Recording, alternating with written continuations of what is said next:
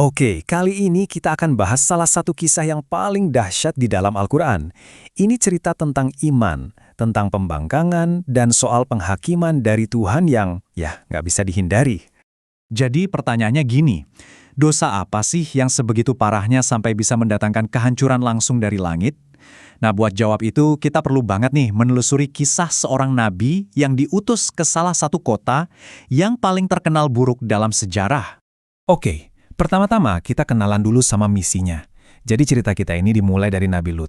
Beliau ini keponakannya Nabi Ibrahim loh, dan tugas yang beliau emban dari Allah itu, benar-benar berat, yaitu ngajak kaumnya balik ke jalan yang lurus. Tugasnya itu jelas banget, tapi sekaligus beratnya bukan main. Coba bayangin, beliau harus menyerukan kaumnya buat kembali menyembah Allah di negeri yang udah, benar-benar tenggelam dalam kerusakan dan dosa. Nah, sekarang kita coba lihat lebih dekat lagi, kaumnya Nabi Lut ini kayak gimana sih? Mereka ini terkenal banget karena dosa-dosanya yang udah kelewat batas. Bahkan, menurut Al-Quran, perbuatan mereka itu belum pernah ada yang lakuin sebelumnya di muka bumi. Jadi, ada 3 dosa utama yang jadi ciri khas masyarakat mereka. Yang pertama, penyimpangan seksual yang udah jadi hal biasa, udah meluas di mana-mana. Kedua, kejahatan terang-terangan, kayak ngerampok orang yang lagi lewat gitu.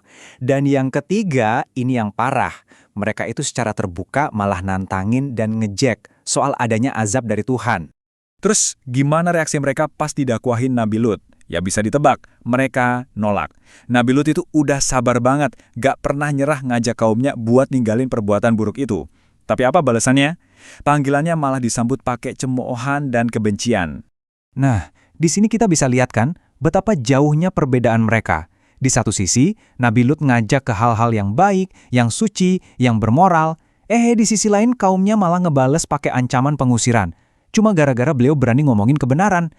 Dan akhirnya, tibalah ujian terakhir. Turning point-nya itu terjadi di satu malam yang sangat menentukan. Jadi Allah mengutus para malaikat, tapi wujudnya diubah jadi pemuda-pemuda yang super tampan. Mereka datang ke rumah Nabi Lut. Nah, ini nih ujian pamungkas buat kaumnya. Kabar soal tamu-tamu tampan ini nyebar cepet banget, kayak api. Gak butuh waktu lama, segerombolan orang langsung ngepung rumah Nabi Lut. Mereka maksa, nuntut supaya tamu-tamu itu diserahin ke mereka. Ya, buat melampiaskan nafsu bejat mereka. Bisa bayangin kan gimana perasaan Nabi Lut? Dalam kondisi terjepit dan putus asa, beliau sampai bilang, ini hari yang benar-benar berat. Beliau sedih, malu, dan berusaha sekuat tenaga buat ngelindungin tamunya dari kebejatan kaumnya sendiri. Nah, pas situasinya lagi genting-gentingnya, para tamu ini akhirnya ngebuka jati diri mereka. Ternyata mereka itu malaikat utusan Tuhan. Mereka nenangin Nabi Lut. Wahai Lut, mereka nggak akan pernah bisa nyentuh kamu. Jelas banget kan, gerombolan di luar itu nggak ada apa-apanya. Oke, setelah kebusukan kaumnya terbukti di depan mata, para malaikat pun menyampaikan perintah dari Allah. Waktunya penghakiman dari langit tiba. Udah nggak ada lagi kesempatan, nggak ada jalan buat kembali. Azabnya datang dengan sangat cepat dan mengerikan. Jadi prosesnya gini. Pertama, Nabi Lut dan pengikutnya diperintahkan buat pergi pas malam-malam dan nggak boleh noleh ke belakang. Terus negeri mereka itu diangkat dan dibalikin sama Allah. Udah gitu, dihujani pula sama batu dari tanah liat yang dibakar. Dan terakhir, disempurnakan dengan suara menggelegar yang memusnahkan semua yang tersisa, tepat pas fajar menyingsing. Dan di tengah semua ini, ada satu detail yang miris banget. Bahkan istrinya Nabi Lut sendiri ikut jadi korban. Kenapa? Karena dia melanggar perintah buat nggak noleh ke belakang. Dia hancur bareng kaumnya karena diam-diam dia mendukung perbuatan mereka. Ini jadi bukti nyata kalau iman itu di atas segalanya, bahkan di atas ikatan keluarga sekalipun. Nah, sekarang pertanyaannya, kenapa sih cerita ini diabadikan? Tentunya bukan cuma soal dramanya. Di balik semua kehancuran itu, ada pelajaran berharga yang gak lekang oleh waktu buat kita semua. Poin-poin pentingnya itu jelas banget. Cerita ini tuh kayak peringatan keras soal dosa-dosa tertentu. Terus ini juga ngajarin kita soal sabar dan gigih pas ngajak orang ke kebaikan, biarpun diejek.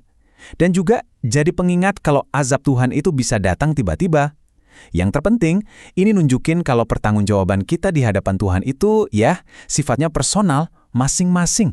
Jadi, dari semua ini kita bisa merenung ya, seberapa besar sih tanggung jawab kita sebagai individu ketika kita hidup di tengah masyarakat yang moralnya mungkin lagi runtuh secara kolektif. Ini jadi bahan pikiran buat kita semua.